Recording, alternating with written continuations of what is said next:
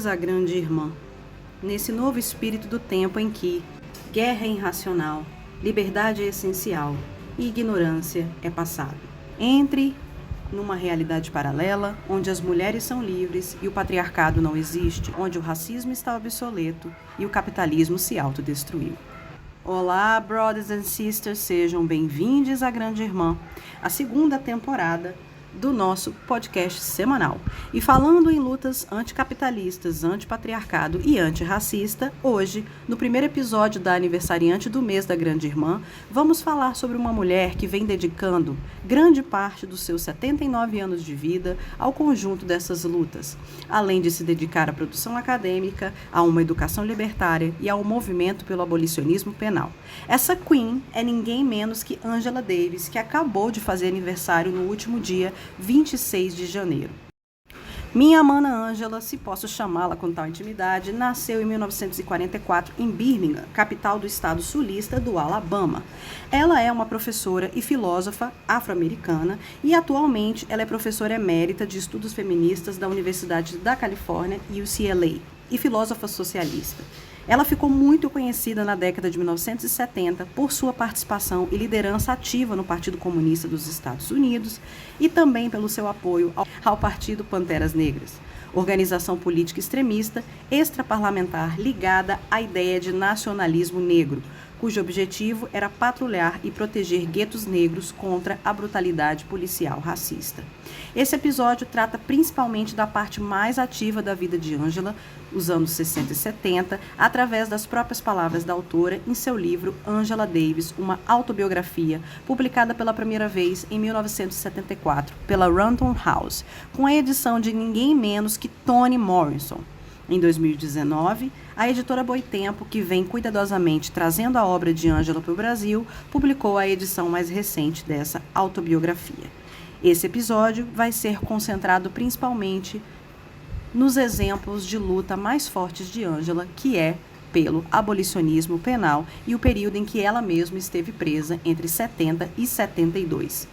Nesse livro, a autora conta seus primeiros 28 anos de vida e de luta, o seu período de formação pessoal e política, quando já estavam presentes questões essenciais para seu pensamento, que seriam desenvolvidas nas décadas seguintes. E é sobre as palavras da própria Angela que escrevo o roteiro e faço essa homenagem.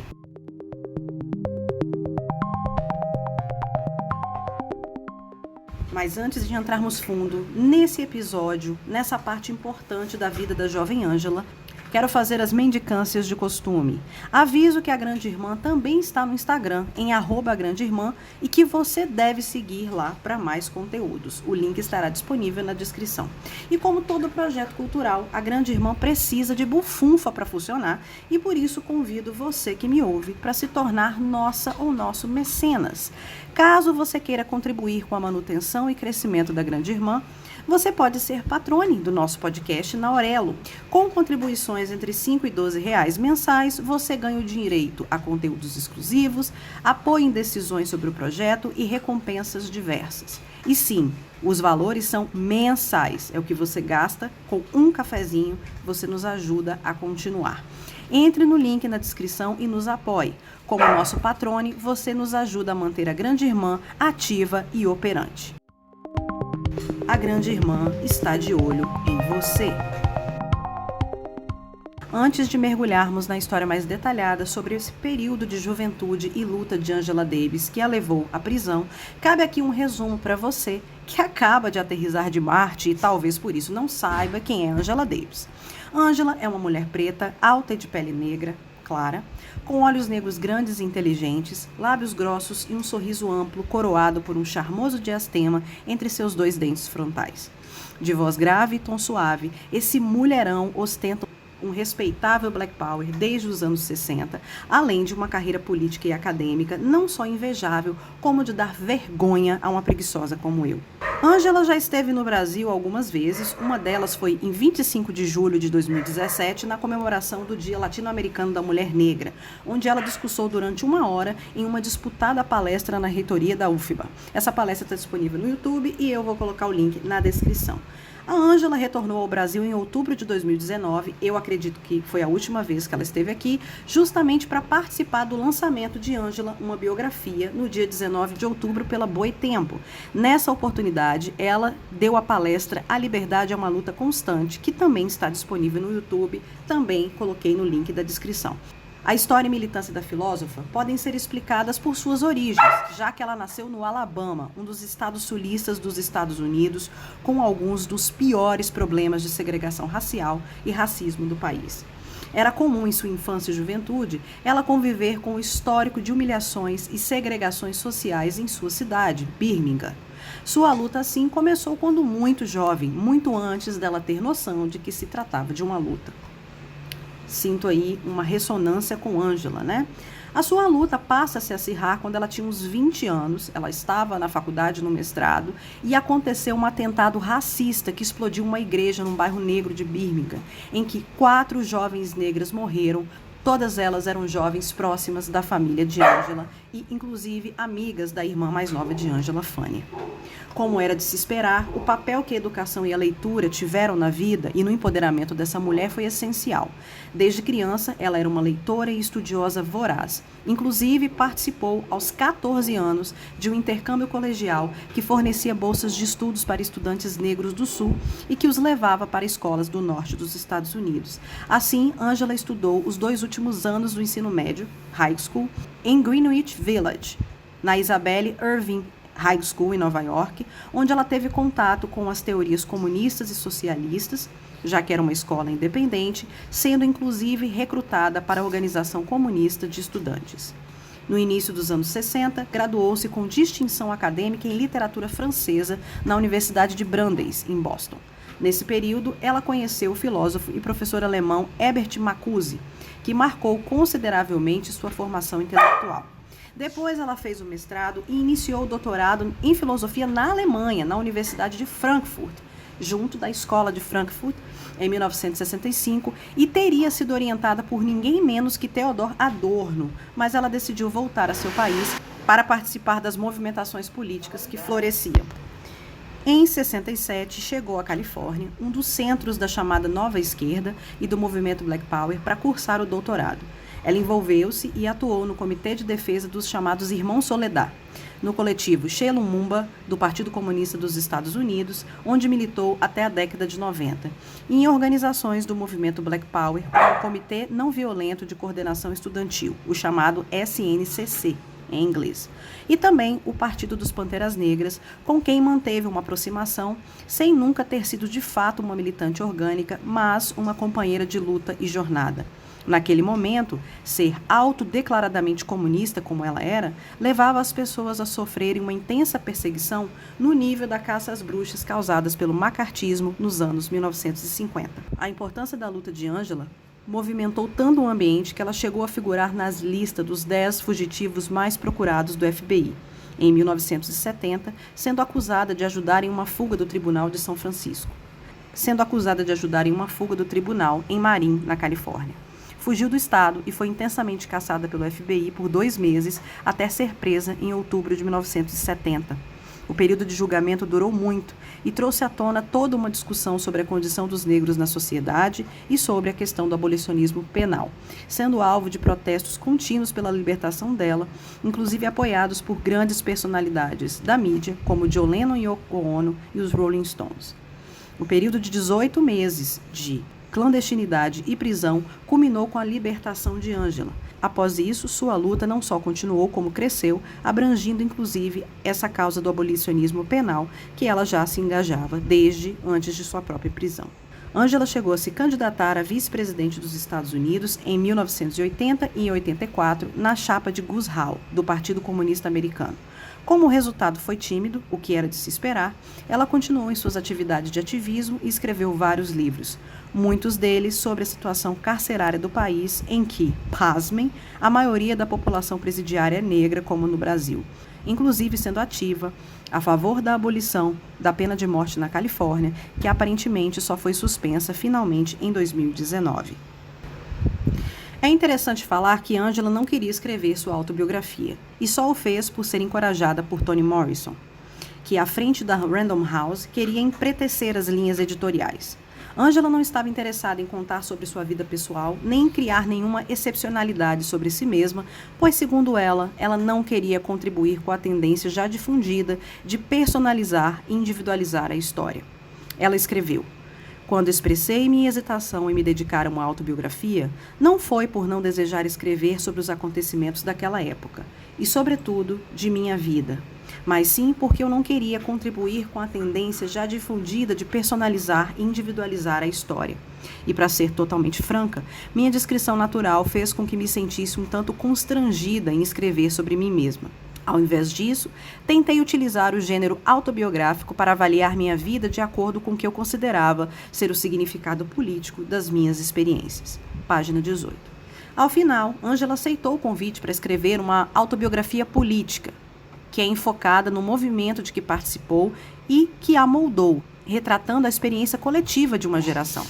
Esse modelo de autobiografia seguia uma tradição negra de narrativas autobiográficas com propósitos políticos, que foi estabelecida nos Estados Unidos desde o século XVII, com as chamadas slave narratives, narrativas de escravos, que eram relatos autorais de pessoas ex-escravizadas, que eram incorporados pelo movimento abolicionista estadunidense como uma denúncia da escravidão.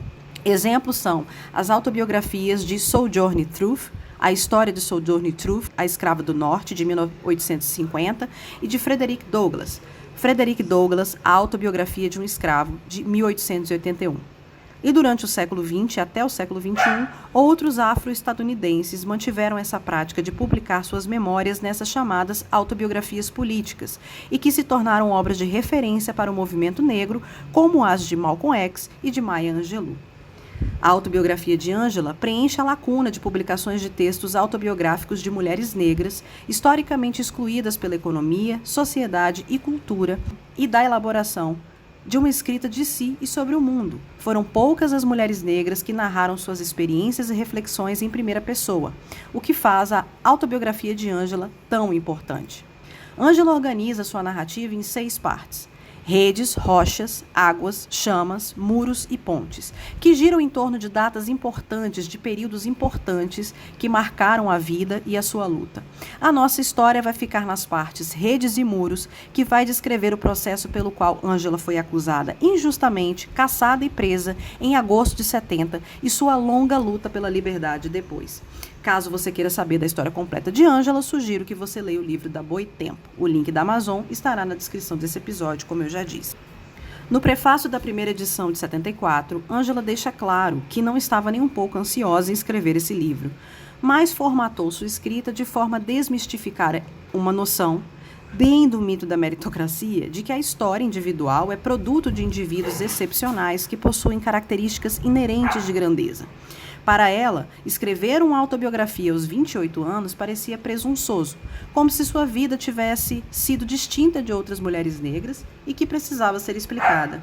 Contudo, no que eu concordo, as forças que formaram a vida de Ângela são exatamente as mesmas forças que formaram a vida de milhões de pessoas pretas, inclusive a minha.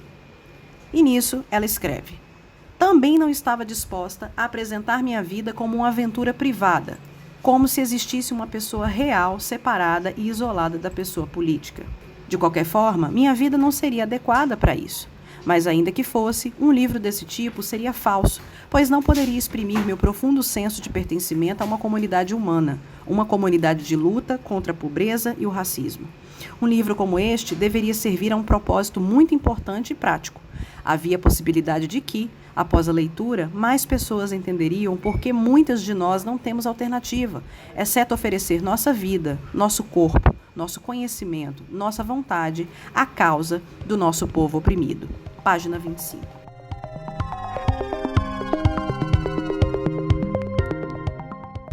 Nossa história começa da perseguição e da prisão de Ângela pelo FBI em agosto de 70, aos 26 anos de idade. Em 7 de agosto, o amigo de Ângela, o ativista Jonathan Jackson, de 17 anos, e irmão de George Jackson, um dos chamados Soledad Brothers, que eu vou depois explicar mais pra frente, entrou em um tribunal do condado de Marin, na Califórnia, distribuiu armas aos prisioneiros da penitenciária de San Quentin, Rachel McGee, James McClain e William Christmas, que estavam em uma audiência e juntos tomaram o juiz, o promotor e outras 3 pessoas como reféns, com o objetivo de tomar uma estação de rádio para denunciar as condições brutais nas prisões da Califórnia,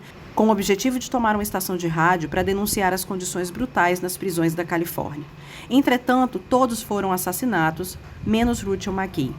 Jonathan aparentemente carregava um revólver registrado no nome de Angela, o que fez com que a FBI rapidamente achasse que ela era responsável pelo motim.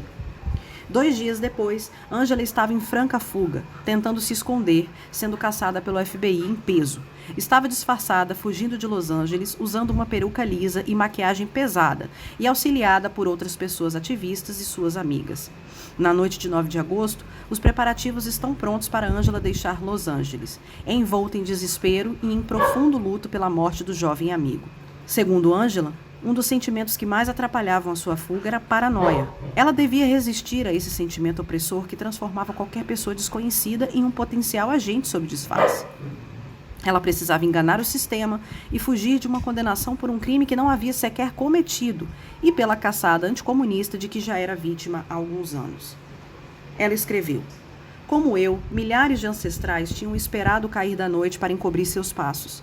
Tinham dependido da ajuda de uma amizade verdadeira. Tinham sentido, como eu senti, os dentes dos cães em seus calcanhares. Era simples, eu tinha de ser digna dessas pessoas." Página 31. A perseguição de que Angela era vítima tinha razões complicadas que remontavam a pelo menos 2 anos. Em 68, a SNCC tinha feito uma festa para arrecadar fundos e, depois disso, a polícia havia feito uma batida no apartamento do casal negro Franklin e Kendra Alexander, que eram do Partido Comunista e grandes amigos de Angela. Ela chegou a morar com eles por um tempo. Os policiais confiscaram o dinheiro arrecadado e as armas que estavam lá, que, aliás, eram armas legais, tinham um registro. Franklin e Kendra foram presos sob uma falsa acusação. Franklin e Kendra foram presos sob uma falsa acusação de assassinato. Franklin e Kendra foram presos sobre uma falsa acusação de assalto à mão armada. Uma das armas apreendidas era de Angela e ela foi chamada para depor. Contudo, as acusações falsas não se sustentaram no tribunal e os ativistas foram soltos e armas devolvidas. Só que, em 7 de agosto de 70, aquela mesma arma de Angela, uma .380 automática, foi utilizada no ataque ao tribunal do condado de Marin, onde o juiz James McClain foi assassinado no meio do tiroteio, que inclusive matara Jonathan. A questão é que Angela foi ligada ao caso, já que, nos meses anteriores ao ataque, ela integrou avidamente o grupo de ativismo que tentou construir um movimento de massa para a libertação dos irmãos Soledad. George, irmãos de Jonathan, John Kuchess e Flita Drumbo, que enfrentavam uma acusação fraudulenta de assassinato no interior da prisão de Soledad.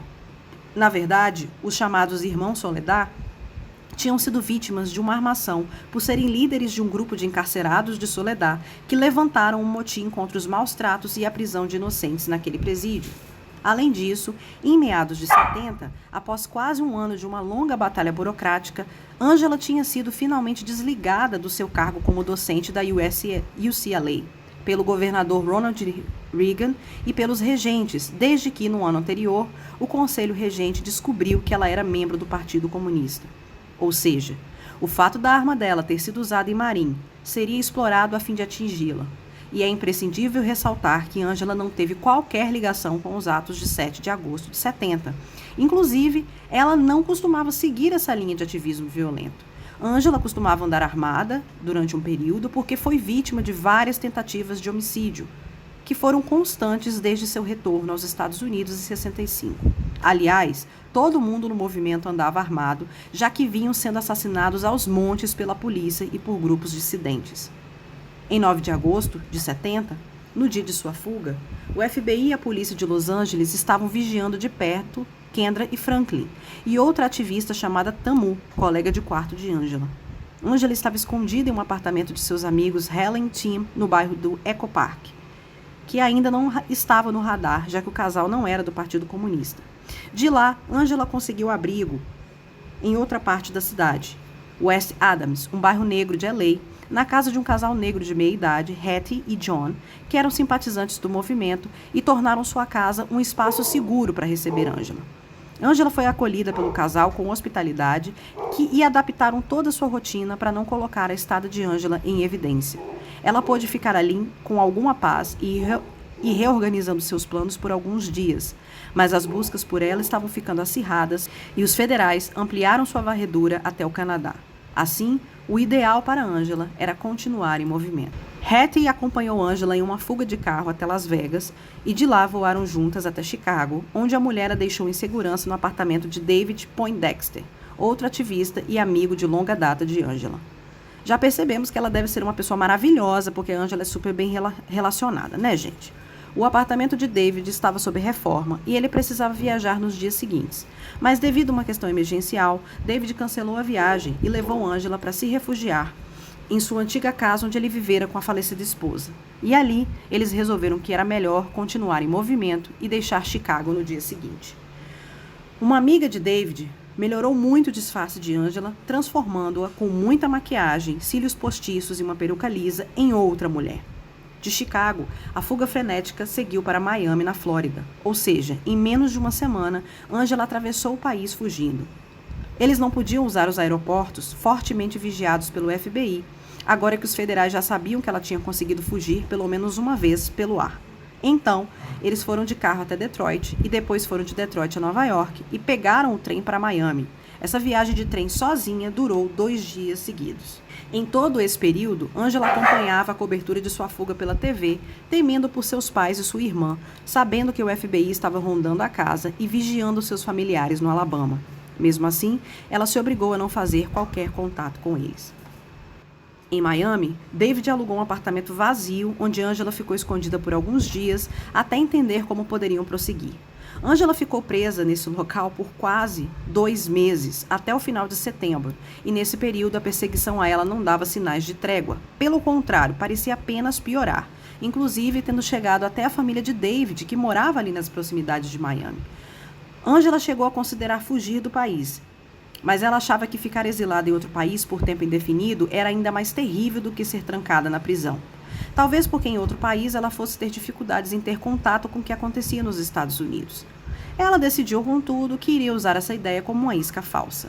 Ela pensou que poderia levar o FBI a acreditar que tinha conseguido sair dos Estados Unidos. Assim, antes de deixar o apartamento vazio de Miami na virada de setembro para outubro, ela foi redigir uma declaração que seria entregue à imprensa. Escreveu sobre a determinação juvenil e até romântica de Jonathan em desafiar as injustiças do sistema prisional e sobre a enorme perda que sofreram quando ele foi morto em 7 de agosto, no condado de Marin. Ainda afirmou sua inocência e deu a entender que já estava fora do país. Prometeu, assim, que quando o clima político na Califórnia se tornasse menos surtado, ela voltaria para se explicar perante a justiça. Enquanto isso, a luta continuaria. Em outubro, Angela e David retornaram a Nova York após 2 meses na clandestinidade. Estavam hospedados em um hotel e em uma terça-feira, dia 13 de outubro de 1970, Angela acordou no hotel e passou vários minutos se arrumando para sair, arrumando o disfarce. Naquele dia, os dois estavam para deixar o Howard Johnson Motor Lodge, o hotel onde estavam, pois sua situação estava periclitante devido à falta de dinheiro e o cerco contra eles estava se fechando cada vez mais. Eles ficaram então caminhando por Manhattan, tentando planejar o próximo passo, e resolveram passar a tarde em um cinema na 8ª Avenida, tentando acalmar seus ânimos. Estavam tendo muita dificuldade em despistar a polícia e a paranoia de Angela estava chegando a extremos. Eles saíram do cinema às 18 horas e, andando pela rua, de repente pareciam estar cercados de agentes brancos disfarçados. Contudo, em um primeiro momento, nada aconteceu e Angela achou que estava tendo mais uma crise paranoica. Essa sensação de cerco acompanhou Angela até o saguão do hotel, que parecia cheio de agentes brancos à paisana, que, no entanto, nada fizeram. Angela continuou achando que poderia ser uma crise paranoica. Contudo, a caminho do seu quarto no corredor do 7º andar, os medos de Angela se confirmaram.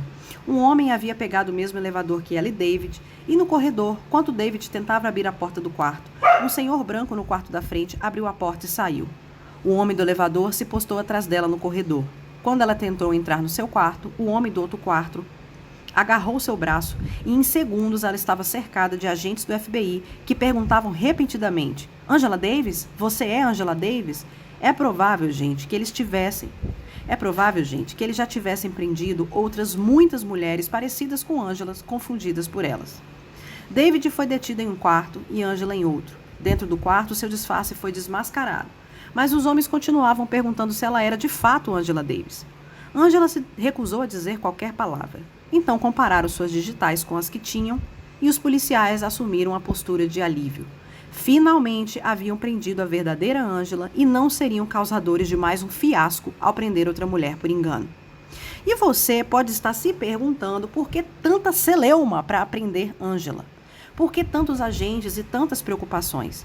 Angela era uma comunista negra, gente, acusada de sequestro e conspiração para assassinato, e estava entre os 10 mais procurados do FBI. Ela era uma personificação do medo da branquitude racista e anticomunista que estava no poder. Eles transformaram a figura de Angela em um monstro comunista que come criancinhas, ou uma agente negra terrorista do grupo terrorista de Panteras Negras, que era praticamente a inimiga número 1 do Estado. Prender Angela não era prender um indivíduo, era prender um símbolo, uma forma de mostrar que o Estado estava sob o total controle de seus inimigos. Angela foi levada para fora do hotel por pelo menos uma dezena de policiais, enquanto uma horda de pessoas comuns e jornalistas aguardavam o show na calçada. Ela foi fortemente algemada com as mãos às costas e jogadas em um dos vários carros sem identificação que estavam aguardando em caravana na porta do hotel. Foi levada até a sede do FBI, onde foi recebida por uma agente loira que foi responsável por fazer a revista de Angela e acompanhá-la durante a transferência. Angela não sabia para onde estava sendo levada ou o que tinha acontecido com David. Ela logo avisou que não diria nada e insistiu pelo seu direito de assessoria jurídica. Disseram que o advogado dos Panteras, Gerald Lefcourt, a aguardava no telefone, mas não havia ninguém do outro lado da linha. Mesmo assim, Angela foi processada, entre aspas, e dessa vez teve as mãos algemadas à frente, pois do lado de fora do prédio haviam dezenas de repórteres e as mãos à frente mostravam falsamente que ela estava sendo tratada com alguma dignidade. Devo alertar, gente, que a Angela descreve as suas experiências prisionais com uma certa racionalidade e até um distanciamento, um desprendimento que com certeza não transmite ao leitor o terror que ela devia realmente estar vivendo e as violências às quais elas estavam sendo submetidas. Da sede do FBI, Angela foi transferida para a casa de detenção feminina de Nova York, no bairro de Greenwich Village. Ironicamente, Angela sempre passava por esse edifício que fica literalmente na beira do asfalto, a caminho da escola naqueles anos de ensino médio que ela passou na escola Elizabeth Irving High School. Angela descreveu aquela prisão como antiquada, embolorada, lúgubre e sombria, tanto que ela era chamada de The Tombs, as tumbas, muito diferente do edifício moderno, limpo e bem cuidado da sede do FBI. O chão da sala da admissão era de cimento bruto e imundo. Angela foi sentada em um antiquado banco na fileira da frente, acompanhada de várias outras mulheres que aguardavam seu fichamento, seu processamento na casa de detenção. Ela observou sem nenhuma surpresa que todas as mulheres sentadas à sua volta ou eram pretas ou eram latinas. Não havia nenhuma branca naquele grupo e depois, convivendo com a população da carceragem, viu que as brancas eram realmente uma minoria. Angela ficou sentada várias horas entre a sala de admissão e uma segunda sala que ostentava em suas paredes os retratos dos fugitivos mais procurados do FBI. Sua fotografia foi retirada dessa parede. Houve uma troca de turno entre as agentes e uma jovem agente negra demonstrou empatia com Angela e demonstrou que as agentes negras estavam torcendo por ela, apoio que depois ela encontrou ressonância em boa parte da população encarcerada. A prisão de Angela causou um problema na organização da cadeia e ela foi colocada na chamada Ala 4B, uma área da prisão reservada às mulheres com transtornos psicológicos. Tais mulheres ficavam isoladas separadamente em suas celas a maior parte do tempo. O argumento geral para isso era de que a prisão estava tentando manter Angela a salvo da violência anticomunista que a população geral podia cometer contra ela. Contudo, Angela teve diversas provas de que o motivo era bem outro. Eles queriam isolá-la porque temiam o impacto, o efeito moral mesmo que a pura presença dela, uma presa política, teria nas outras encarceradas. Acredito que eles temiam que a ideologia de Angela animasse aquelas mulheres e que, a partir disso, elas tomassem consciência dos abusos a que eram submetidas por serem pretas, pardas e pobres e se amotinassem contra aquele sistema prisional abusivo. Ela escreveu: Olhei para ela, a agente penitenciária, com incredulidade. Se me trancafiassem em um depósito para paciente psiquiátrica, o próximo passo seria me declararem louca. Talvez tentassem dizer que o comunismo era uma doença mental, algo semelhante a masoquismo, exibicionismo ou sadismo. Ângela ainda não havia tido contato com seu advogado, John Abbott, que durante o primeiro dia não conseguiu sequer entrar na prisão para vê-la. Após 5 ou mais horas de espera, ela passou pelo procedimento de entrada na prisão, foi novamente revistada e recebeu a camisola. Teve que passar pela revista íntima, que ela não descreve, mas que todos nós já devemos ter uma ideia do quanto é indigno. Ângela ficou por ali até mais de 1h da manhã. Aparentemente, a prisão encontrava dificuldades para instalá-la. Quando uma das últimas detentas que estava para ser fichada lhe perguntou se ela era Angela Davis, Ângela afirmou e a moça disse que quando estava sendo transferida do tribunal para ali, tinha visto uma multidão do lado de fora da prisão protestando a favor de Ângela. Se elas ficassem em silêncio e escutassem com atenção, ouviriam os gritos e as palavras de ordem. Bem ali, do lado de fora do edifício, disse a irmã, as pessoas estavam gritando, libertem Angela Davis. O apoio dessa irmã prisioneira garantiu a Ângela que muitas das presas ali apoiavam sua causa e entendiam a importância de sua luta. Finalmente, Ângela foi levada para sua cela no meio da madrugada. A cela na ala 4B não tinha mais do que 1 metro por 1,5 de largura, lembrando que Ângela é uma mulher de 1,80 m de altura. A mobília se resumia em uma cama de ferro e uma privada sem assento. Ela não conseguiu dormir naquela primeira noite, como era de se esperar, pensando em David, em Jonathan, em seus companheiros de luta e em sua família que talvez nem soubesse que ela havia sido finalmente presa. Ela havia sido acusada na Califórnia por assassinato, sequestro e conspiração, e isso podia significar a pena de morte pela câmara de gás. Contudo, ainda havia esperança no apoio popular e político. Ela escreveu: no pesado silêncio da prisão, descobri que se me concentrasse o suficiente, poderia ouvir ecos das palavras de ordem sendo gritadas do outro lado dos muros. Libertem Angela Davis, libertem todas as pessoas presas por razões políticas. Desde o primeiro momento, Angela encontrou apoio entre algumas das prisioneiras que faziam serviços gerais e entre carcereiras negras. Mas o período de 1 semana em que passou na ala 4B, ela percebeu que aquelas prisioneiras tinham sido jogadas ali para não dar trabalho. Na manhã seguinte à sua entrada na carceragem, ela teve que comparecer ao tribunal, novamente fortemente algemada e acompanhada por vários policiais brancos. Chegando ao Tribunal Federal, ainda sem contato com seus defensores, Angela viu que pela primeira vez as manchetes nacionais da manhã. Angela Davis capturada em Nova York. Seu nome, divulgado dessa forma, a fez se sentir oprimida. Mas, mais uma vez, Angela tentou pensar no coletivo, no político da coisa. Toda aquela publicidade não era realmente para ela, Angela, o indivíduo. Eles a estavam usando como exemplo para desacreditar o movimento de libertação negra, a esquerda em geral e, obviamente, também o Partido Comunista.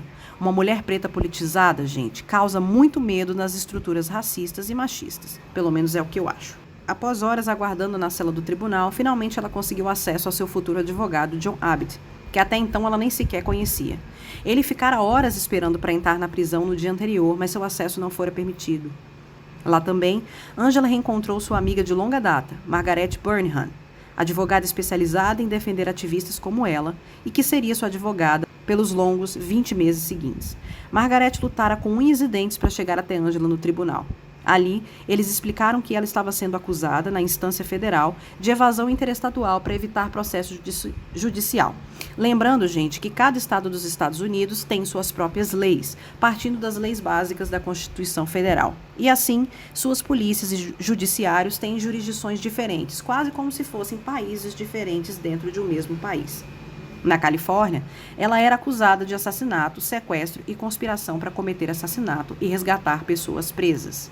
O juiz indiciou rapidamente Angela pela fuga interestadual e colocou a fiança em uma soma absurda de $250 mil, tornando sua libertação quase impossível. Angela passou o dia na cela do tribunal e retornou novamente ao juiz à noite para mais uma sessão de burocracia judicial. Nem eu entendi o que aconteceu, mas aparentemente os federais estavam transferindo Angela para a jurisdição da polícia de Nova York para que ela pudesse ficar presa em Nova York. E assim, ela teve que passar por mais procedimentos burocráticos enfadonhos, temperados com aquela leve brutalidade policial de costume. Apenas à noite, ela foi retornada à sua cela. Contudo, haviam colocado, provavelmente de propósito, uma mulher europeia em surto psicótico na cela ao lado, que fazia tanto escândalo, tornando impossível Ângela se acalmar e dormir. Ângela passou uma semana na célula do setor 4B, local onde elas não tinham acesso a absolutamente nenhum produto dentro das celas e tinham que pedir de tudo, até papel higiênico. Antes de serem trancadas nas celas, as prisioneiras eram mais uma vez revistadas e não podiam ficar nem com a roupa de baixo, apenas com a camisola do lugar. Ângela também passou a notar a apatia daquelas prisioneiras nos poucos momentos em que estavam juntas nos horários de refeição da cantina. Então, ela descobriu que todas aquelas mulheres recebiam clopromazina junto com as refeições, não importasse seus diagnósticos individuais ou mesmo se não tivessem qualquer problema psicológico. E assim, esse tranquilizante as deixavam caladas e desinteressadas do que acontecia ao redor. Para Ângela, aquilo parecia um pesadelo. Todos os dias ela protestava aos gritos contra seu encarceramento naquela ala. As agentes prisionais sempre diziam que ela fora colocada na 4B não por ser psicologicamente doente, mas para sua própria segurança. Mas ela não estava convencida disso. Inclusive, ela estava tendo dificuldades em receber visitas de seus advogados.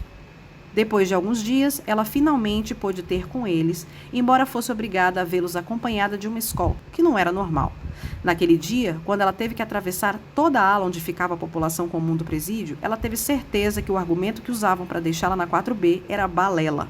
Passando pela cantina, ela foi reconhecida por várias mulheres que disseram que estavam do seu lado. Ela escreveu: elas eram as mulheres perigosas, entre aspas, que, caso eu não fosse escondida na 4B, poderiam me atacar por não gostarem de, entre aspas, comunistas.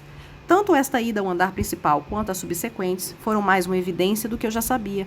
As alegações da administração de que a população prisional poderia me ferir eram absurdas. Depois de várias manifestações de Ângela e diversos pedidos de seus advogados, ela finalmente deixou a 4B e, por algum tempo, parece que ia ficar com a população comum. Ela percebeu que a ideia de tratamento psicológico que a instituição tinha era de manter aquelas mulheres cada vez mais dopadas e alienadas. Seus problemas não estavam sendo tratados, mas sim estavam tendo sua força de vontade erodida e o uso de medicamentos era proposital para mantê-las quietas e tratáveis. Margaret visitava Ângela todos os dias e a sua primeira luta travada foi de tirar ela da 4B. Após uma semana, Ângela foi transferida para um dormitório no 10º andar, junto à população geral, onde dormiam pelo menos uma centena de mulheres. Muitas delas estavam se recuperando de doenças e estavam ali porque o dormitório ficava perto do hospital. Algumas delas, inclusive, tinham acabado de dar à luz. Contudo, Ângela não ficaria ali por muito tempo. Ela não foi recebida com nenhuma violência, pelo contrário, ela foi acolhida e entrou em várias conversas políticas com as outras presas. A maioria das mulheres pareceu sinceramente interessada e ela agarrou essa oportunidade para dizer a elas que a maior parte do que tinham ouvido sobre comunismo era uma rede de mentiras cuidadosamente tecida. Não foi nenhuma surpresa que Ângela ficasse ali por apenas uns 2 dias. Óbvio que suas conversas políticas incomodaram a direção do presídio e resolveram removê-la dali. Ângela pensou que receberia uma cela para si junto à população geral. Contudo, ela foi colocada em uma sala separada, em total isolamento, longe das outras prisioneiras. Ângela foi colocada em solitária em um local que claramente tinha sido preparado às pressas para isso, onde costumava ser a sala do médico. Ela escreveu: não foi difícil perceber a provável conexão entre o inofensivo debate sobre o comunismo que tive com as irmãs, alguns andares acima, e essa transferência repentina e injustificada para a solitária. Revoltada com mais essa violação de seus direitos, Ângela entrou em uma greve de fome. Além disso, ela e seus advogados entraram com uma ação federal contra a prisão por ela estar sendo tratada com discriminação. A greve de fome se manteria até que Ângela fosse tirada da solitária, o que levou 10 dias. Ângela recebia apoio das carcereiras e de algumas detentas que tinham contato com ela. Por meio da rede de boatos da prisão, ela ficou sabendo que por todo lugar, outras detentas haviam entrado em greve de fome em apoio a ela. A única coisa boa da solitária é que agora ela podia receber visitas diárias de amigos e advogados. Uma das visitas havia sido de Kendra Alexander, que estava organizando uma manifestação a favor de Ângela e mapeou mais ou menos onde a cela ficava em relação à rua para poder convocar a multidão para um local onde Ângela pudesse ver a manifestação de sua janela. Era uma multidão entusiasmada, ela escreveu. Seus gritos de libertem Ângela, libertem todas as nossas irmãs, ecoavam na noite. Olhando para baixo na janela da minha cela, fiquei completamente fascinada pelos discursos. Algumas vezes esquecendo que estava em cativeiro e me sentindo ali, na rua, com as pessoas. Minha mente relembrou protestos passados. Libertem os irmãos Soledad, libertem Bob e Erika, libertem Hugh. Fim à guerra do Vietnã, fim aos assassinatos policiais em nossa comunidade já. No 10º dia de greve de fome, Angela havia persuadido a si mesma de que poderia continuar sem comer por muito mais tempo, vivendo apenas com 3 copos de suco por dia. O Tribunal Federal, no entanto, proferiu uma decisão proibindo a administração da prisão de mantê-la em isolamento e sob condições de segurança máxima. Essa decisão pegou Angela de surpresa, porque ela achou que tinha conseguido a transferência muito rápido. Mas, gente, ela já estava há 10 dias sem comer, o que na verdade é muito comum, essa ação em presos políticos, né? Tanto na história das próprias sufragistas. Depois, se vocês tiverem interesse, podem procurar.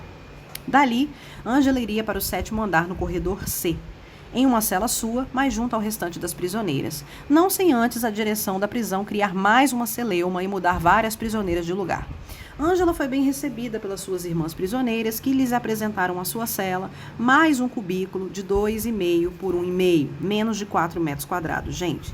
A cela de Angela era menor do corredor, pois ficava no canto bem em frente à mesa da agente prisional, onde ela podia ser facilmente vigiada. As detentas a ajudaram a adaptar razoavelmente a cela para um uso mais digno e formas de evitar a entrada de Mickey, uma epidemia de camundongos que rondavam o lugar e que Angela inclusive encontrou uma noite, em sua cama. As lutas contra os camundongos eram apenas as menores lutas contra aquele sistema abusivo. As supostas detentas perigosas que ameaçariam a vida de Angela, segundo a direção, a receberam de braços abertos e à noite engendravam em um hábito de desejar boa noite aos gritos umas às outras. Boa noite, Angela, se tornou comum. O tratamento recebido das carcereiras era paternalista e diminutivo. Não importasse a idade da detenta, todas elas eram chamadas de meninas e vigiadas e tratadas como crianças perdidas. Além disso, se organizavam atividades bobas para distrair as prisioneiras de qualquer reflexão prolongada sobre a sua lamentável condição. O objetivo era preencher o dia com atividades bestas, com diversões vazias. Além disso, existiam formas obscuras de se mostrar aquela assimetria de poder entre carcereiras e encarceradas. Segundo Angela, na prisão, aprende-se que nada é garantido. O processo normal de necessidade e satisfação se rompe. Não se pode supor nem mesmo que suas necessidades mais básicas serão supridas. Ela também notou que outro método usado para preencher o tempo eram serviços religiosos nas manhãs de domingo. Mas muitas das mulheres não compareciam àqueles serviços por pura religiosidade. Aquele, na verdade, era um dos 2 pontos de encontro regulares onde mulheres de várias partes da prisão conseguiam ver e conversar com suas amigas de outros andares. O outro ponto de encontro semanal era o cinema. Quer dizer, se o projetor não tivesse quebrado e, segundo Angela, apenas passava filmes hollywoodianos água com açúcar. A biblioteca deixava a desejar, não fosse por uma pequena coleção de livros políticos que, provavelmente, tinham sido lidos e deixados ali por Elizabeth Gurley Flynn, Claudia Jones ou uma das outras líderes comunistas que tinham sido perseguidas na base da Lei Smith na era McCarthy. Angela ficou sabendo que se ganhasse qualquer livro durante sua presença ali, teria de doá-lo à biblioteca, o que ela faria com prazer. Depois, ela tentou conseguir vários livros para o lugar, mas pelo medo de suas mensagens comunistas, obrigada a levá-los consigo. Havia também algum exercício físico, jogos de vôlei, artesanato, arte, jogos de baralho e dança. Mas para Angela, o objetivo dessas atividades era introjetar de modo sutil a obediência e a submissão. Prisões penitenciárias são desenhadas para subjugar seres humanos, para converter sua população em espécimes de zoológico, obedientes às suas tratadoras, mas perigosas umas para as outras. Contudo, os seres humanos encarcerados ali começam a criar suas próprias formas de defesa, como um padrão de comportamento dissidente que cria uma cultura entre as prisioneiras e que é escondido do sistema penal instituído. Para Angela, essa era uma forma de resistência desesperada que seria incapaz de derrubar o sistema. Todos os elementos dessa cultura são baseados na suposição de que o sistema prisional sempre vai existir, e assim, o próprio sistema não mexe nessa subcultura nem tenta combatê-la, como, por exemplo, a criação dos domínios espaciais entre grupos de presas, que, embora seja fechada às guardas, só existe como mais um tipo de ajuste àquele sistema abusivo. Uma característica dessa subcultura Naquela prisão, era o costume de presas adotarem outras presas e criarem verdadeiras famílias encarceradas. Isso humanizava a vida na prisão e também institucionalizava entre elas os casais sáficos que ali se formavam. Casais sáficos, para quem não sabe, são casais de 2 mulheres ou mais mulheres. Afinal, a homossexualidade ficava mais óbvia ali dentro. Ângela também observou uma cultura homoafetiva muito forte dentro da prisão ali nos anos 70. A homossexualidade era muito presente, mas muitas vezes obedecia a regras heteronormativas e era a base dessas estruturas familiares, com presas desempenhando o papel de mães e outras de pais. Haviam mulheres que interpretavam os papéis masculinos, chamadas de butches, e as outras os femininos, chamadas de femmes. As chamadas butches eram chamadas inclusive de ele. E segundo Ângela, sua aparência física era totalmente desprendida da feminilidade estereotípica.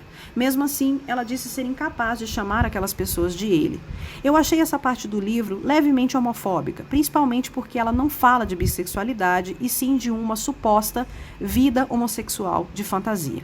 Ela escreve: muitas delas, tanto butches como femmes, tinham claramente decidido abraçar a homossexualidade durante sua permanência na prisão para tornar aquele período um pouco mais excitante, a fim de esquecer a imundície e a degradação ao seu redor. Página 88. Antes de eu surtar, eu me perguntei que horas eram e me lembrei que estávamos, afinal, em uma prisão no início dos anos 70 e que a bissexualidade não era algo super falado. Aliás, a bissexualidade é super invisibilizada até hoje.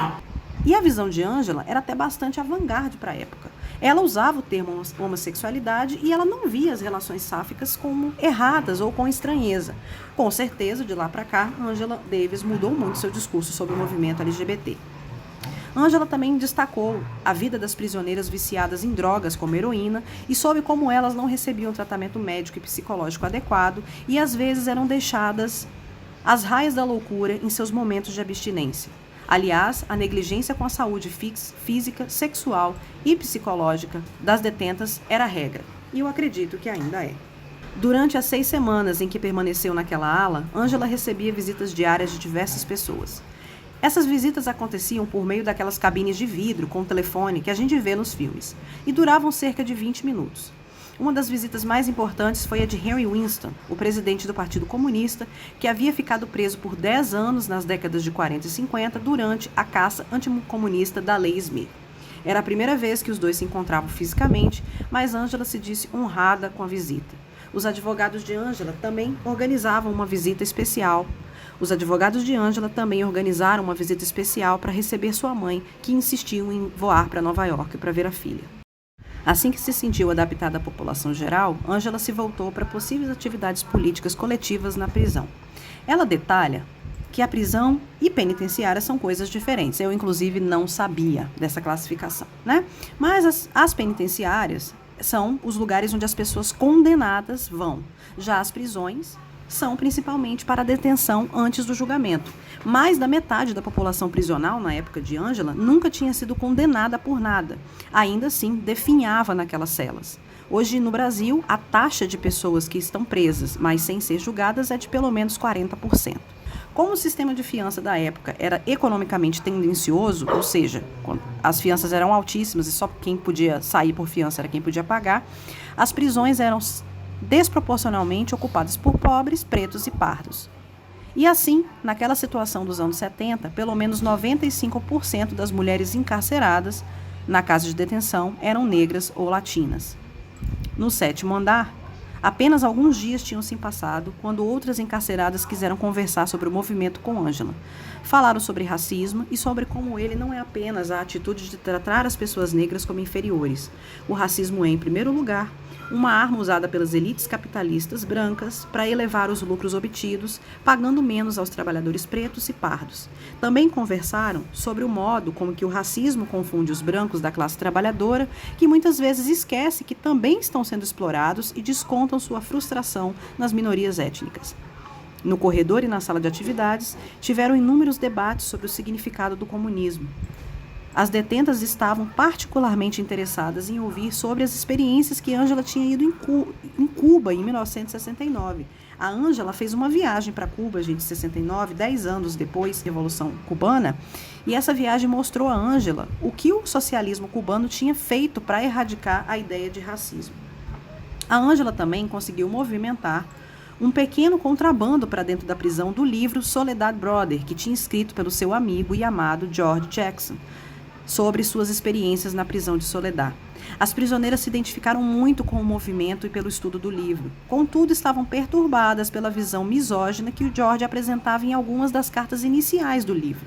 No passado, o George enxergara as mulheres negras de forma estereotipada, e depois ele se desculpou por essa visão. É claro que essas ações foram vítimas de represálias, né, gente? Principalmente sobre uma detenta chamada Harriet, outra prisioneira política que exercia diversos serviços na prisão e ajudava a Ângela a se movimentar pelas frestas daquele sistema e apoiava o movimento das presas. Harriet teve seus poucos privilégios, entre aspas, retirados e se virou totalmente contra as carcereiras. Ângela e suas amigas também praticavam muitos exercícios físicos de calistenia e golpes de artes marciais. Rapidamente começaram a se espalhar boatos entre as guardas de que Ângela estava treinando as prisioneiras na luta física para que elas confrontassem as carcereiras. Mas era muito mais uma atividade que Ângela fazia com bastante frequência e bastante insistência para manter um pouco de sua sanidade mental.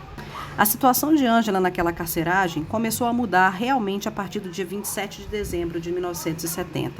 Ela havia ajudado a organizar um fundo de fianças para auxiliar as prisioneiras mais pobres, e naquele dia, esse fundo, juntamente com o Comitê para a Libertação de Angela Davis de Nova York, realizaram um grande protesto na Avenida Greenwich, em frente às chamadas Tombs, o apelido da casa de detenção. Ângela e outras prisioneiras resolveram organizar um movimento interno para expressar seu apoio ao movimento do lado de fora. Então elas passaram a repetir palavras de ordem pela libertação e causaram dentro da prisão. Gente, quando o protesto começou a incomodar, um agente mandou que elas parassem, no que elas se recusaram. Ameaçadas pela carceragem, as prisioneiras reagiram e entraram em confronto. E a manifestação delas ganhou força até bem depois da manifestação de rua ter acabado. Uma das detentas mais engajadas no protesto foi agredida e arrastada para a solitária. E na rua, gente, nessa hora, apenas tinha um casal branco que estava por ali ouvindo a manifestação das detentas. E a moça estava sendo provavelmente espancada em algum lugar da prisão, então as presas gritaram, por favor, que o casal denunciasse, buscasse ajuda. Naquela madrugada, por volta das 3 da manhã, um pouco depois de cochilar, Ângela foi acordada por uma guarda avisando que ela recebera uma visita extraordinária do seu advogado, porque, infelizmente, uma moção que eles haviam movido tinha sido negada no dia anterior e ela teria que ser extraditada para a Califórnia. Contudo, gente, a Ângela foi enganada. Lá embaixo, ela percebeu que eles estavam tentando fazer sua extradição sem que ninguém soubesse, nem seus advogados. Haviam policiais brancos na sala de admissão e Ângela teria que passar por mais uma revista íntima para ser retirada da prisão sem avisar a ninguém. Percebendo a estratégia, Ângela recusou, mas dessa vez o sistema usaria a força bruta para que ela cedesse. 2 guardas homens foram chamados para intervir, o que era utilizado, em último caso, para conter presas violentas. Ângela lutou contra eles, as guardas mulheres. Foi agredida, subjugada e algemada. Ela estava, gente, sendo verdadeiramente raptada antes que pudesse falar com seus advogados ou com sua família. Ângela foi ajudada por 2 carcereiras a se vestir e foi jogada em mais um transporte, em um camburão, para o início do seu processo de extradição. Contudo, a estratégia silenciosa do Estado não foi tão certeira. Sabe aquele casal branco, para quem elas gritaram horas atrás? Esse casal tinha telefonado para Deus e o mundo, e quando Ângela estava sendo tirada da prisão de forma sorrateira, havia dezenas de pessoas do lado de fora que se manifestaram contra. E claro, logo muita gente soube do que aconteceu.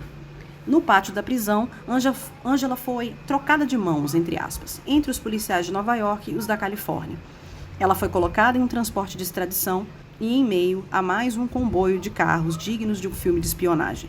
Ela foi levada de carro até a base aérea de McGill, em Nova Jersey. Então, ela percebeu que, além de agentes com armas, policiais e a equipe da Procuradoria-Geral de 2 estados, até o exército tinha sido mobilizado, gente.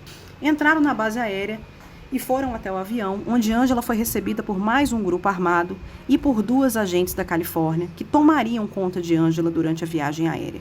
Uma delas ficou grudada em Ângela a viagem toda, entrando com ela até no banheiro do avião.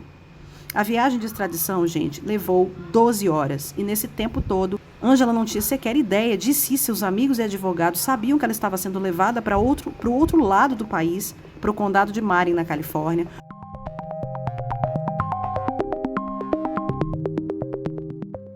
7 de agosto de 1970, o atentado ao tribunal do condado de Marin. O que está?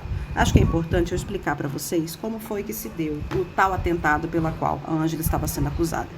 Naquele meados de 1970, a Angela ainda estava trabalhando na UCLA, depois de passar meses lutando contra os regentes para não ser despedida. E ela estava fazendo o doutorado dela. Ela fazia parte do Comitê Soledad, procurava lutar pela soltura dos irmãos Soledad.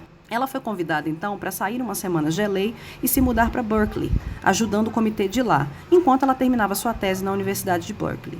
Ela dava o apoio ao comitê e era muito amiga da família de George Jackson e tentava auxiliar o irmão dele, de 17 anos, a ter algum direcionamento na luta pelo irmão. Esse, gente, era o nível do envolvimento de Angela: organizar o movimento de massa, participar das reuniões, auxiliar na construção do caso jurídico dos irmãos Soledad. Além disso, ela desenvolveu uma relação de amizade e até de amor romântico com George, por meio de cartas para a prisão onde ele estava. Em 7 de agosto, a sala de audiências 1 do condado de Marin era presidida pelo juiz Harold Haley. O James McClain era um prisioneiro negro da penitenciária de San Quentin. Ele estava sendo julgado por uma suposta agressão dentro da prisão. Mais um desses julgamentos estranhos de presos que, na verdade, tentavam criar motins dentro da prisão e estavam sendo acusados de alguma coisa. O Jonathan Jackson, então, ele entrou na sala armado e, num primeiro momento, ele ficou sentado na área do público, enquanto o Russell McGee, que era outro prisioneiro de San Quentin, testemunhava a favor de McClain. O Jonathan, então, se levantou e, com a espingarda, ele tomou de assalto a sessão. McClain, o Russell e o outro prisioneiro, William Christmas, se juntaram a ele. Eles aparentemente gritavam palavras de ordem pela libertação dos irmãos Soledad e pela libertação de todos os presos políticos. O juiz e o promotor, alguns membros do júri, foram levados até uma caminhonete do lado de fora. Essa intenção do sequestro, entre aspas, não era a troca deles pelos irmãos Soledad, como contou-se na época.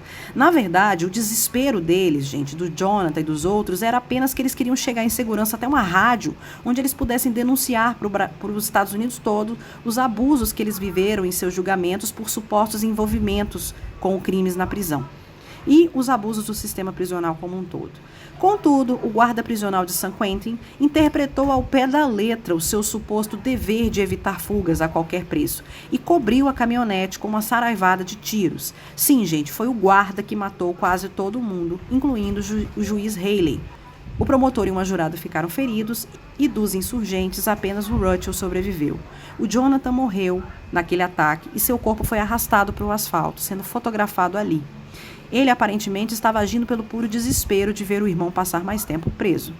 As armas que ele possuía consigo eram do comitê e eram usadas para treinamento e prática de tiro ao alvo, considerando que o Comitê Soledad era um movimento não violento. Uma das armas apreendidas, como eu disse, foi registrada legalmente no nome de Angela. Angela tinha sido arduamente perseguida nos 2 anos anteriores por suas atividades com os Pantera, pelo Partido Comunista, além de ter sido recentemente desligada da UCLA pelas mesmas atividades. Logo, ela foi arrolada como conspiradora, cúmplice e assassina daquela ação, mesmo não estando sequer no lugar no dia.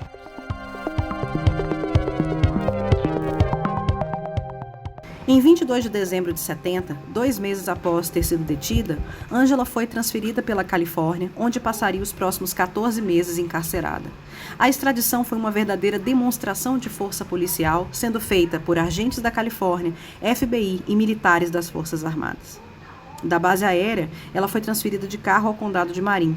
Contudo, quando ela saiu do carro, ela percebeu que as 12 horas de voo tinham servido para os seus apoiadores se mobilizarem. Uma multidão do lado de fora do centro cívico de Marin se aglomerava e soltava gritos de ordem de "Libertem Angela Davis e todos os presos políticos". Angela saudou seus apoiadores levantando os punhos algemados fechados em símbolo de luta. Foi levada para dentro de sua nova prisão e pela 3ª vez em 2 meses passou pela famosa burocracia de admissão na prisão. A prisão de Marin era totalmente diferente da casa de detenção feminina de Nova York. A Tombs era imunda e insalubre. Aquela prisão do condado de Marin, contudo, reluzia de limpeza e luminosidade. Mas, no fim das contas, prisão é prisão, não é mesmo? A Angela ficou assustada com a tecnologia do lugar, cheia de portas elétricas e sistemas de câmeras internos. A sua cela era um pouco maior que a da casa de detenção e com o mesmo nível de conforto, ou melhor, desconforto, mas pelo menos era mais limpa e sem a presença de Mickey, né? Até aquele momento, Angela não tinha conseguido falar com Margaret ou John, seus advogados. Ela sequer sabia se eles estavam a par da extradição. O grande problema que ela encarava era que estava sendo acusada de uma pena capital e, sendo extraditada de volta para a Califórnia, corria o risco de ser morta pela câmara de gás. No dia seguinte, Deus seja louvado, Margaret e John conseguiam ir vê-la e com eles ela foi mais uma vez conduzida ao tribunal. Naquele contexto, havia um dificultador para a primeira audiência de acusação oficial, pois todos os juízes do condado se declararam inábeis de presidir seu julgamento devido ao seu relacionamento com o juiz Haley, que tinha morrido na ação. Mesmo assim, um juiz definiu uma chamada ordem de mordaça, proibindo Angela e qualquer de seus representantes a dar qualquer declaração pública do seu processo. Contudo, o Comitê Nacional Unificado pela Libertação de Angela Davis, que era presidido pela sua irmã, Fania, chegou nos próximos dias e começou suas manifestações por uma vigília do Natal em frente ao Centro Cívico. Angela passou boa parte desse tempo em Marin, totalmente isolada do contato com o resto da população carcerária, em completa solitária. Contudo, ela e o comitê resolveram montar uma equipe de defesa e a própria Angela ganhou o direito de participar da criação da sua defesa.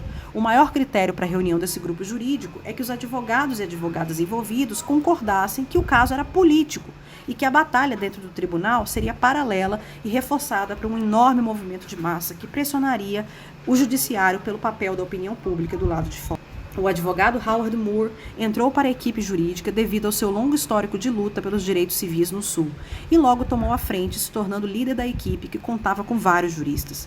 As provas usadas contra Angela eram todas políticas, muito mais do que qualquer prova física de que ela estivesse realmente envolvida com o atentado do dia 7 de agosto.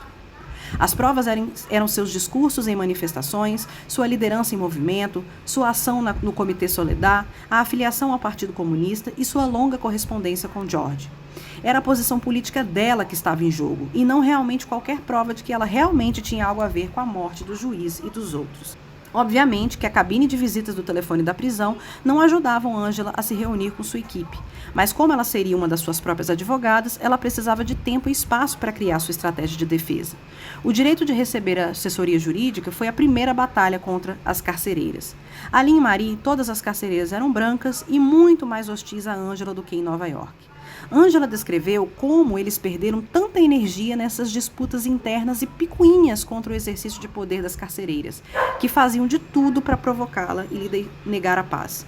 Primeiro, cederam a ela um espaço de reunião na sala do xerife, mas o movimento foi moroso e burocrático porque destacaram vários policiais para escoltar Angela até lá.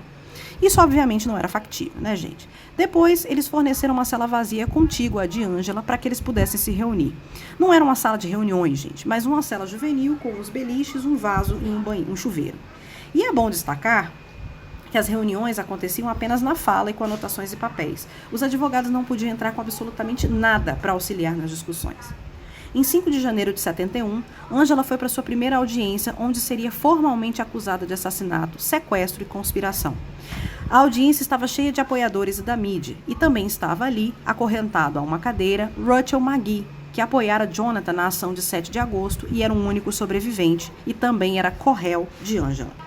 O judiciário afastou os dois fisicamente de propósito. De um lado estava Angela, a mulher negra instruída de classe média e seus 5 advogados. E do outro estava Rachel, um cara autodidata que era semi-analfabeto, pobre e com seu defensor público. A mídia, então, desde aquele momento, tentou criar uma separação entre Angela e Rachel, reduzindo qualquer solidariedade que pudesse existir entre os dois. Mas essa separação não era realidade. Rachel era um advogado autodidata e estava produzindo de forma muito boa sua própria defesa, até ser proibido de se autodefender.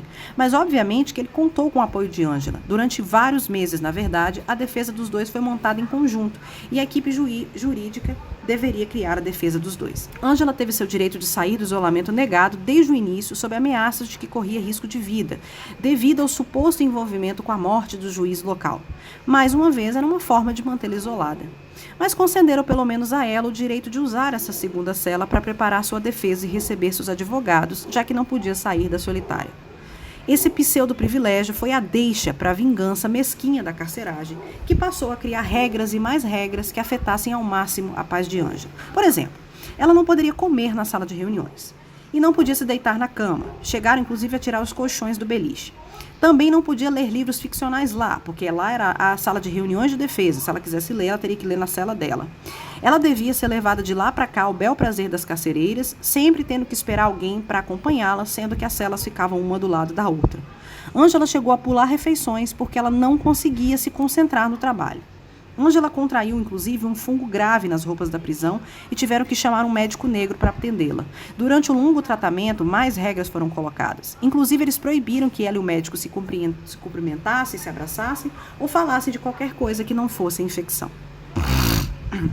As suas visitas também seguiam regras distintas. As quintas e domingos eram os dias de visita, mas Ângela só podia receber as dela por último. As visitas aconteciam pela costumeira cabine telefônica com vidro.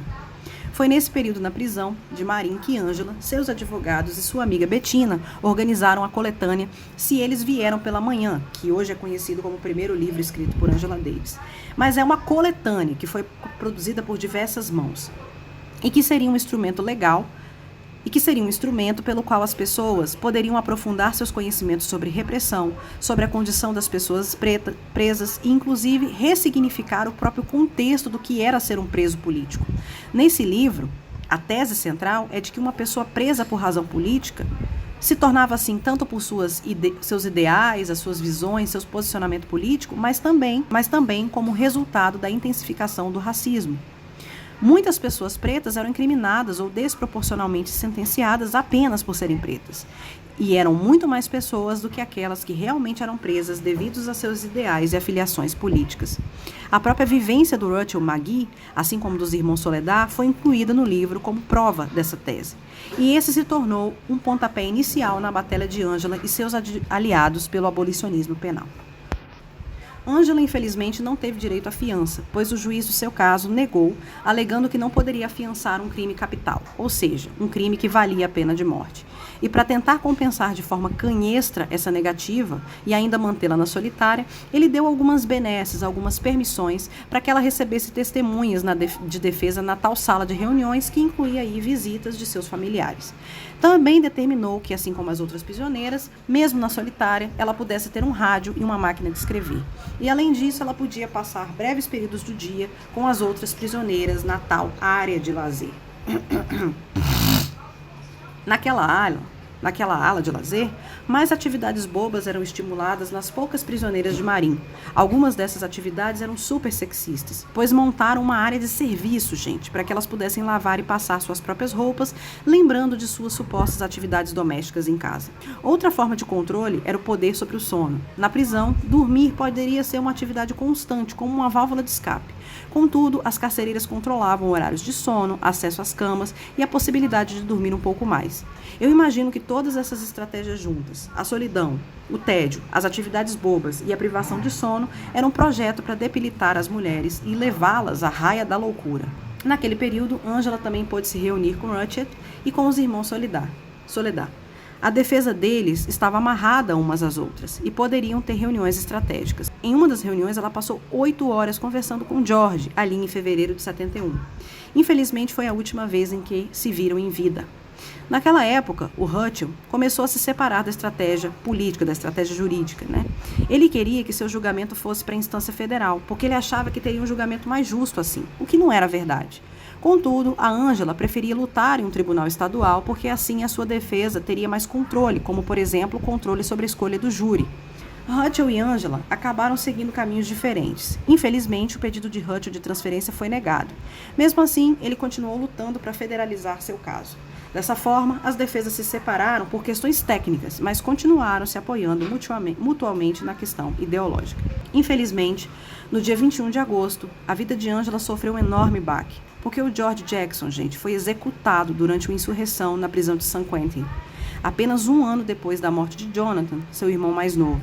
O George ele era um símbolo da determinação para todos os encarcerados envolvidos naquela luta. E a morte dele trouxe ainda mais rebuliço e concentração para os amigos e aliados de Ângela, que inclusive organizaram uma vigília na frente de San Quentin e começaram a impulsionar que a opinião pública pressionasse o Estado para dar explicações. A morte de George estava cercada de mentiras e acobertamentos, e a única coisa que se sabia é que tinham atirado nele pelas costas. Ângela teve um baque muito mais profundo, considerando que seus sentimentos por Jorge iam além da fraternidade. Eles se amavam, e ela não perdeu apenas um camarada e um líder revolucionário, mas um amor irrecuperável e uma chance de uma possível felicidade futura. Mesmo assim, ela tentou não transformar a situação em algo sobre si mesma, um luto paralisante e odioso. Ela expressou seu amor por George, reafirmando sua determinação em lutar pela causa que unia a ambos. Ela escreveu: "A morte de George seria como um ímã, um disco de aço dentro de mim, atraindo magneticamente os elementos de que eu precisava para me manter forte e lutar ainda mais." Página 396. Em agosto, Ângela e sua assessoria jurídica se dedicaram à escolha do júri, que precisava ser o mais imparcial possível e não ser contaminado por racismo e anticomunismo. Assim, eles resolveram realizar uma pesquisa demográfica de opinião no condado de Marin, que demonstrou que a maioria das pessoas ali eram brancas e ricas e que acreditavam piamente na culpa dela. Além disso, estavam horrorizadas por Ângela ter lecionado na UCL para seus filhos e filhas brancas e cidadãos de bem. Logo, um júri mais imparcial em Marin seria impossível, e por isso a defesa solicitou uma mudança de jurisdição para um lugar menos fascista. Eles acreditavam que o lugar mais progressista, onde Ângela receberia um julgamento mais justo, seria São Francisco, um condado multicultural, multiétnico e onde as ideias contraculturais, LGBT-friendly e progressistas cresciam. Mas, para o judiciário, São Francisco era imprevisível demais. Toda aquela política e multiculturalidade poderiam significar mais vigilância popular e levantes contra o julgamento. Então, eles aceitaram mover o julgamento para São José, um lugar muito maior do que Marin, mas sem tradições de lutas políticas progressistas ou pautas raciais. A construção do júri seria uma longa luta. Mas antes disso, Ângela foi novamente mudada de prisão e dessa vez foi transferida para a prisão de Palo Alto, em 2 de dezembro de 71. Pela quarta vez em pouco mais de um ano, Ângela enfrentava as burocracias prisionais. Naquela prisão, Ângela encontrou as piores condições de encarceramento até então. O lugar tinha 2 celas disponíveis, que inclusive não eram celas para prisões de longo prazo. Eram aquelas celas de passagem, onde as presas ficavam ali esperando o julgamento ou esperando para ser transferidas. Uma delas era bastante espartana e tinha uma segunda que era uma cela acolchoada com um buraco no meio que fazia as vezes de vaso sanitário. Ela ficou com uma cela que tinha em torno de 5 metros quadrados e tinha apenas uma plataforma metálica que fazia as vezes de cama e um vaso. A cela era gelada e o banheiro, entre aspas, estava vazando água e encharcando o chão. Os uniformes de prisioneira que lhe entregaram eram muito menores do que ela, lembrando que Ângela é uma mulher enorme, e o sapato não cabia no seu pé. Então, além disso, no primeiro dia, negaram a ela o café da manhã e ela só recebeu comida na hora do almoço. Quando a Margaret foi visitá-la à tarde, ela ficou e viu Ângela congelada, em cima da cama, com um cobertor fino, usando roupas minúsculas em cima de um chão encharcado. Ela mostrou tamanha indignação e rapidamente fez girar a roda das manifestações. Ângela estava presa por tempo indeterminado em uma cela que estava preparada para receber uma detenta apenas por algumas horas. Elas duas então fizeram um desenho em escala da cela e descreveram as condições em que Ângela vivia. O comunicado foi divulgado na imprensa e passaram a espalhar a notícia pelo país e pelo exterior. Em questão de horas, o escritório do xerife estava sendo bombardeado com telefonemas e telegramas de pessoas abismadas com essa, digamos, nova morada de Angela Davis. A pressão pública foi tanta que o xerife, James Geary, ordenou diversas transformações físicas, como aquecimento, roupas e sapatos, básico, né? Uma melhoria nas refeições e o tratamento das carcereiras. Como não havia espaço para Ângela e a equipe trabalharem, eles também deixaram que ela usasse a segunda cela, aquela acolchoada com um buraco sanitário no chão. E assim, o xerife parecia achar que agora Ângela morava numa suíte de 2 ambientes super chique, né, gente? Mas mesmo com essas melhoras pífias, Ângela ainda se sentia culpada pelo poder de defesa que tinha e que não existia para muitas outras pessoas encarceradas. Às vezes, gente, quando a gente recebe um pouco de diminuição nos nossos desprivilégios, a gente fica se sentindo culpado. O sistema causa isso, a culpa por nossa vida ter melhorado um pouco em função dos outros. Durante as sessões para a escolha do júri, que duraram várias semanas, aconteceu um fato que mudaria tudo. A Suprema Corte do Estado da Califórnia votou a favor da abolição da pena de morte, que aparentemente só chegou realmente a ser abolida em 2019, alegando que a pena de morte era inconstitucional. Aquilo era uma vitória para todo o movimento anti-encarceramento, mas também era uma meio vitória para os irmãos Soledad, os irmãos de San Quentin e, claro, para Ângela. Por quê, gente? Porque o juiz Anderson, aquele juiz de São José, havia negado a fiança de Ângela com base na justificativa de que suas acusações eram crimes capitais, né?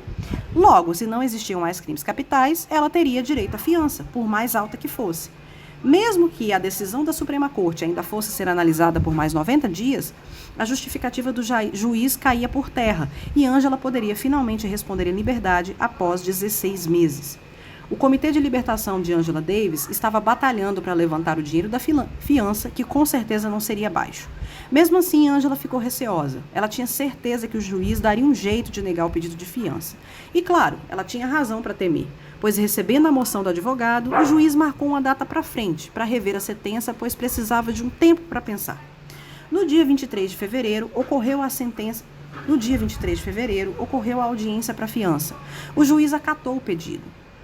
Contudo, as condições de fiança precisavam ser negociadas.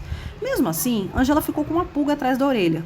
O juiz não parecia ter nenhuma vontade de soltá-la, e a decisão da Suprema Corte ainda não era oficial, não era final. Então, o juiz poderia enrolar aquela situação por mais uns 3 meses. Mesmo assim, ele permitiu a fiança. E por quê? Pressão pública, brothers and sisters.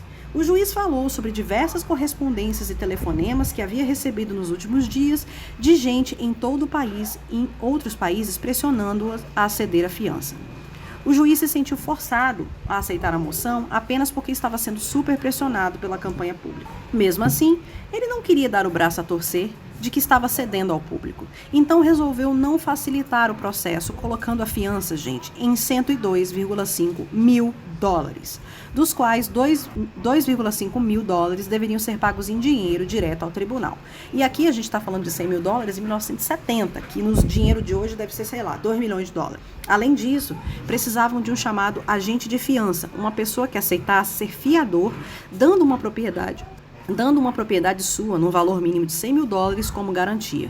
Muitas pessoas se envolveram na situação. A própria Aretha Franklin havia prometido doar o dinheiro da fiança, mas como ela estava fora do país, eles precisaram procurar outra pessoa, e aí um fiador aleatório apareceu. Um fazendeiro branco de Fresno, que era simpático ao movimento, ofereceu parte de sua propriedade como garantia. E o restante da quantia foi levantada naquele mesmo dia. Assim, gente, Ângela foi solta da prisão no dia 23 de fevereiro de 72. Contudo, a sua liberdade era restrita e ela deveria ficar dentro de casa, em um endereço fixo, e não se envolver em nenhuma manifestação pública até o final do julgamento. Ângela, obviamente, quebrou essa regra da mordaça algumas vezes. Após a sua soltura, ela foi morar com Margaret, sua advogada e amiga, em um apartamento emprestado em São José. Agora, ela e seus advogados, além de sua irmã Fânia e membros do Partido Comunista, iriam passar os próximos meses totalmente absorvidos pelo processo judicial. Já no dia 28 de fevereiro, começou o que se chama de voir dire, a entrevista com potenciais membros do júri. Esse processo foi muito longo e árduo e consumiu praticamente o mês de março todo. Apenas em 27 de março começou o julgamento, mas o dia começou com uma notícia boa, porque os irmãos Soledad sobreviventes haviam sido absolvidos, gente, o que apenas adicionava mais uma camada de reforço ao argumento da defesa de Ângela. No julgamento, Ângela conseguiu o direito de dar uma declaração inicial, um discurso de 2 horas que deixou clara a ênfase política daquele julgamento. Mesmo assim, o promotor resolveu apelar para a estratégia machista de dizer que Ângela havia conspirado para os atos de agosto de 1970 por uma fúria descontrolada de uma mulher apaixonada e irracional que brigava para soltar seu homem. Contudo, todas as provas que a própria promotoria tinha levantado apontavam justamente o contrário. Até as cartas trocadas por ela e Jorge foram lidas e apenas comprovaram que as ações de Ângela vinham de um cenário muito mais amplo e político, não violento, e que ela não tinha nenhum envolvimento direto, e que ela não tinha nenhum envolvimento com os atos do dia 7 de agosto de 1970. Eu vou me eximir aqui de descrever todo o julgamento de Ângela, que merece um aprofundamento maior, e por isso eu recomendo que vocês leiam o julgamento na última parte do livro. A parte se chama Pontes, que trata desse período. O que apenas quero deixar claro é que o julgamento foi longo e maçante, principalmente porque a promotoria não tinha base para sustentar os seus próprios argumentos. E aí os advogados de Ângela acharam que era uma boa estratégia cruzar os braços e deixar o promotor se enforcar sozinho. Como o promotor não estava conseguindo acusá-la de nada, os advogados também não quiseram defendê-la de nada. Moveram nenhuma palha para defender o que não tinha defesa. Além do mais, muitas das testemunhas de acusação eram pessoas brancas muito racistas que sequer conseguiam distinguir Ângela de outra mulher negra e que afirmavam tê-la visto em vários lugares. Ao mesmo tempo em que ela e seus advogados se afundavam de segunda a quinta no tribunal, multidões do lado de fora e em todo o país afirmaram o cerco com protestos a favor de sua libertação.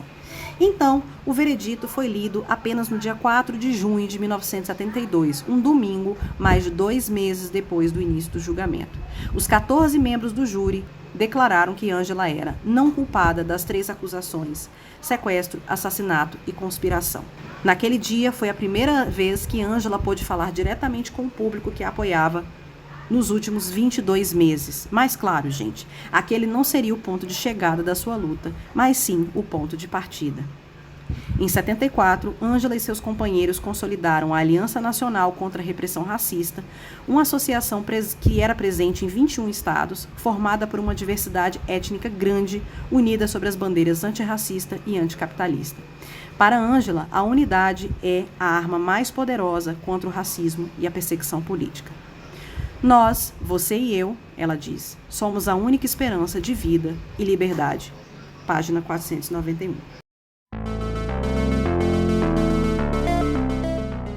Guerra é irracional, liberdade é essencial, ignorância é passado. Você acaba de ouvir o primeiro episódio da 2ª temporada de A Grande Irmã, um podcast semanal focado em ficção científica, cultura, política, feminismo e na luta antirracista, que celebra a diversidade, o poder ao povo e as mulheres que produzem literatura e cultura e que mudam o mundo todos os dias. Se quiser conhecer melhor o universo alternativo da Grande Irmã, nos siga no Instagram em @agrandeirmã. Este roteiro foi produzido a partir do livro Angela Davis, uma biografia, edição de 2019, pela editora Boitempo. Na descrição desse episódio, existem vários links onde você pode conhecer mais sobre a vida e as ideias de Angela Davis e o link para comprar o seu livro, caso você queira. Caso você tenha gostado desse conteúdo e queira se tornar patrona ou patrono da experiência intergaláctica da Grande Irmã, por favor, nos apoie na Aurelo. Com valores entre R$ 5 e R$ 12, você participa da construção desse universo alternativo e ganha diversas recompensas. Conheça mais no link da descrição. Esse episódio foi roteirizado, narrado e produzido por Winnie Pereira. Agora, eu me despeço e vou empreender minha grande viagem intergaláctica. Na próxima segunda-feira, volte aqui nesse mesmo lugar para mais contatos imediatos de terceiro grau. Na próxima segunda-feira, volte aqui nesse mesmo lugar para mais contatos imediatos de terceiro grau. E não se esqueça, a Grande Irmã está de olho em você.